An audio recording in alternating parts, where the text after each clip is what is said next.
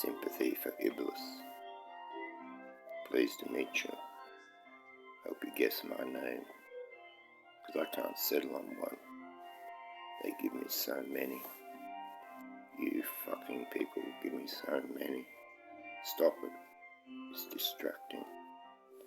And you invent more all the time. It's wearing me thin. I thought I had a job to do.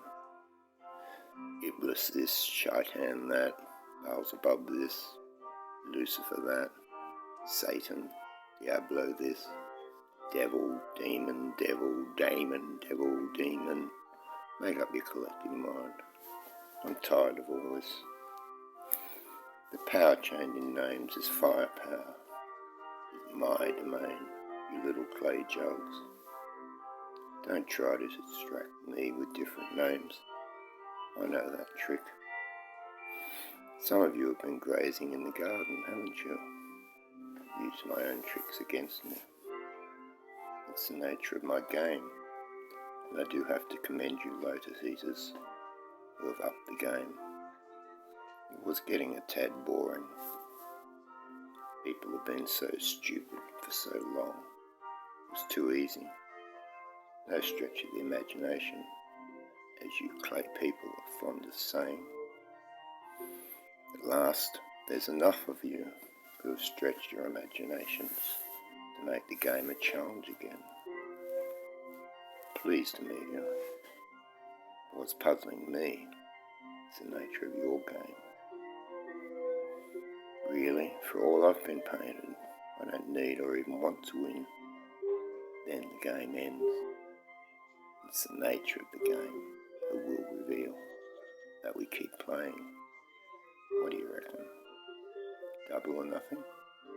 Shuffle those cards. Roll those dice. Pleased to meet you. You still haven't guessed my name, but I know yours, and perhaps salutations are appropriate now. This game is ending, and grand as it's been, I feel the tug of my fellow fire crew. You clay mob have been furnace fired and start to dance something new. I'm not needed anymore. I'm going home, but I will stay tuned to this play. But hey, you could tell me just one time you're to blame. Pleased to have met you. Your magic hidden in names was most refreshing. You do know it's all a blessing. And one more thing. Well played.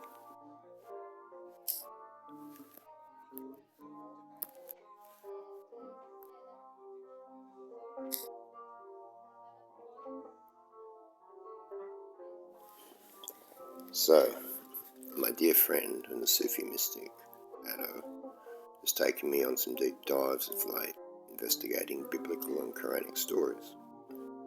I thought I was over all that, but I understand it differently now with Addo's insights, often in the moment, and as we speak, and then again later in contemplation. He told me why Iblis was cast out of heaven. Iblis was the only angel that refused to bow to Allah's new creation, Adam. One version of the story is that Iblis didn't realise Adam was more than just clay. In biblical law, angels are made of fire, light. Not sure where I read or heard the following, probably Joseph Campbell. But Iblis loved Allah only and would prostrate himself only to Allah, not some piece of animated clay. The greatest punishment Allah could impose was to separate Iblis from that which he loved most, Allah himself. When I heard that part of the story, a song jumped into my head, as often happens for me when something rings true. It was the Stones' Sympathy for the Devil. Such an iconic song, but now, more than 40 years later, I realise there's more to it. Always is, I feel, for great songs or poems. I do find myself playing devil's advocate in weird, wide-ranging metaphysical discussions, but perhaps it is appropriate to do the same for this being, blamed for so much throughout post-Ice Age history. I find it easier to discuss the subject with Addo if I use the name Iblis. Satan or Shaitan or the devil has too much cultural baggage. Even Lucifer, bringer of light, has been tarnished as a title. So this next bit is an edited SMS message to Addo about the poem and what it has helped me to understand. I've written a poem, I think I mentioned I started it, Sympathy for Iblis. Not sure if it's finished, the last bit I was unsure about, until I was half listening to a biblical rave about Adam.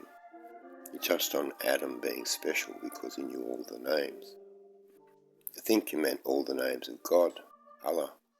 In the rave I was listening to, he seemed to say Adam was not restricted to one nature, like angels of fire and restricted to that element. Adam knew all the names of all the creatures God had created, and so was more than just animated clay or unthinking animal. His free choice gives dominion over beings, however holy or unholy, contained in the elemental realm. I am the fired clay jug that holds all, as Kabir more poetically put it. Clay fired holds water and air. Mould it with love and skill and a touch of barak to kick-start the bioelectric soft machine, microcellular quantum computer. After that, here's her relationship to country, for all that is, to the God in all things, expands exponentially, as it does for any relative who does them the honour of knowing their names. And then the energy mana that flows back amplifies that spark of barak and aligns us even closer to the divine.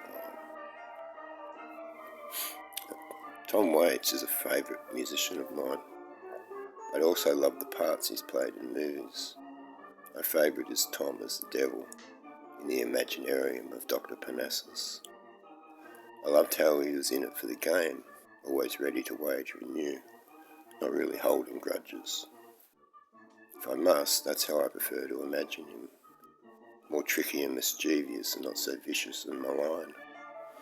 I also love Terry Pratchett's version in Good Omens, Crowley, and the puns around Crawley, Snake and Crowley. Crowley, bird, and Crowley, of course.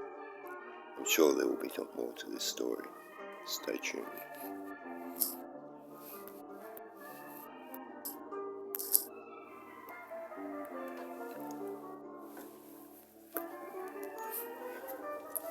Ahriman, Python, Set, Sata, Azazel, Pazuzu, Naga, Vasuki, Skrat, Kalima, Baal, Dagon, Mammon, Oldnik, Asmodeus, Belphegor, Belial, Leviathan, Antichrist, Hades, Samael, Pan.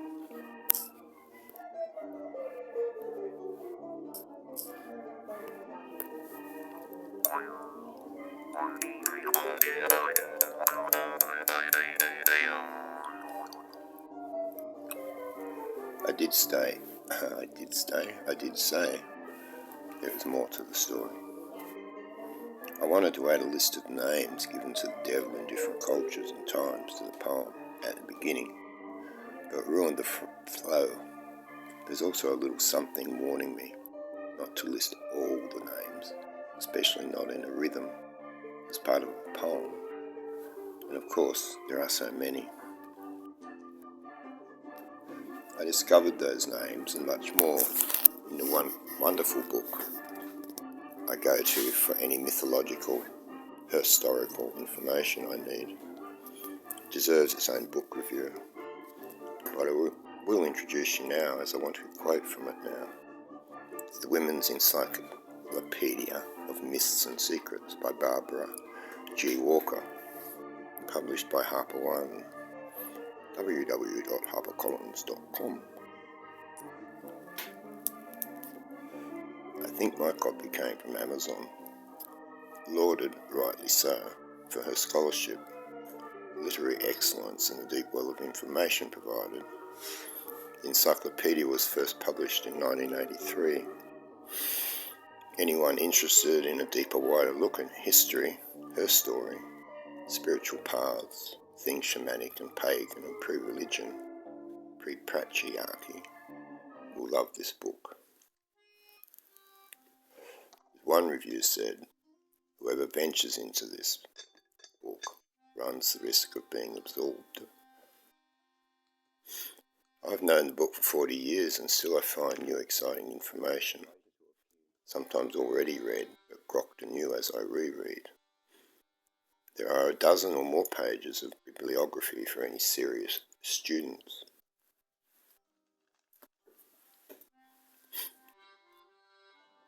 The Woman's Encyclopedia presents the little-known stories behind word origins, legends, superstitions and customs. More than 1,350 entries on magic, witchcraft, fairies, elves, giants, goddesses, gods, and the mysterious and the mysteries behind sun, moon, earth, sea, time, and space.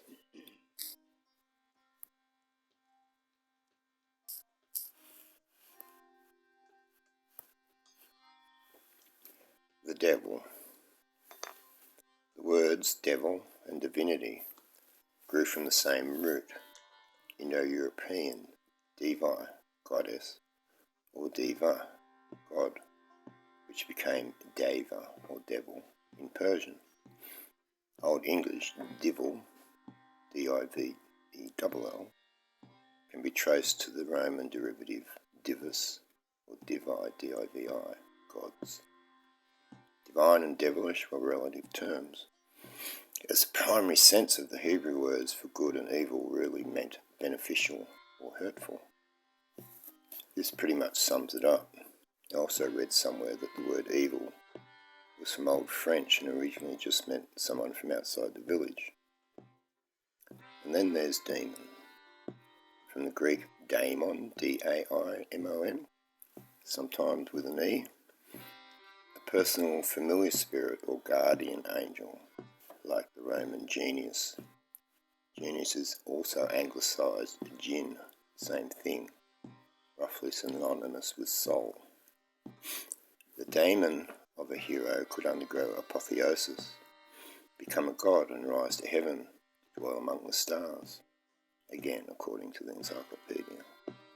The medieval concept of the demon evolved from Christians' blanket condemnation of all pagan daimons.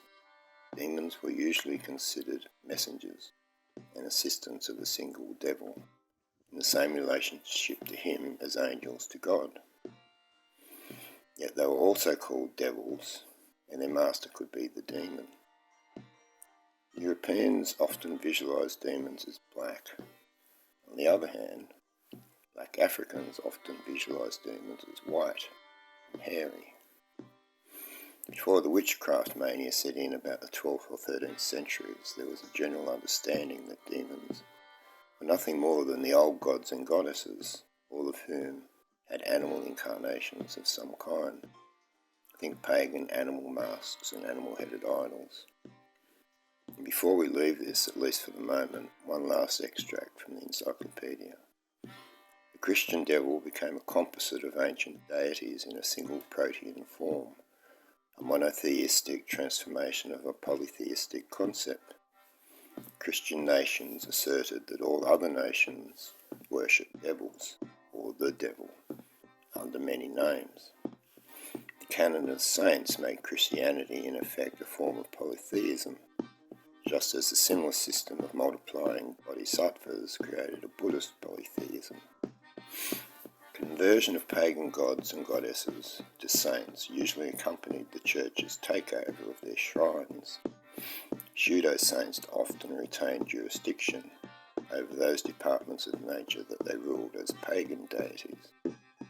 The church that slaughtered the heathen for worshipping false gods was itself guilty of worshipping false saints, which sometimes were even the same deities as those of the heathen If you're after a deep, insightful and amusing dive, check out the various saints listed in the encyclopedia. Saint Medardus controlled the rain, and during droughts his statue was drenched with water to stimulate him to action. Rawlinson, the translator of Herodotus, was sure the oracle of Delphi was an evil spirit.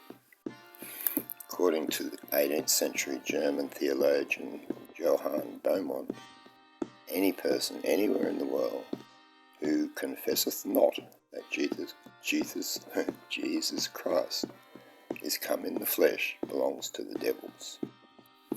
Inquisitor Nicholas Remy said the devil has complete knowledge of everything human beings could not explain. Everything which is unknown lies in the cursed domain of demonology, for there are no unexplained facts. Whatever is not normal is due to the devil. Sadly, such attitudes still prevail in some sectors today. Is that an example of a circular argument? I'm sure there's a psychological term for such a mode of thinking, apart from the ones that jump quickly to mind, like batshit crazy, narcissistic control freak wiles, or just, what the fuck? That's my rave about demons and sympathy for Iblis. Thanks for listening.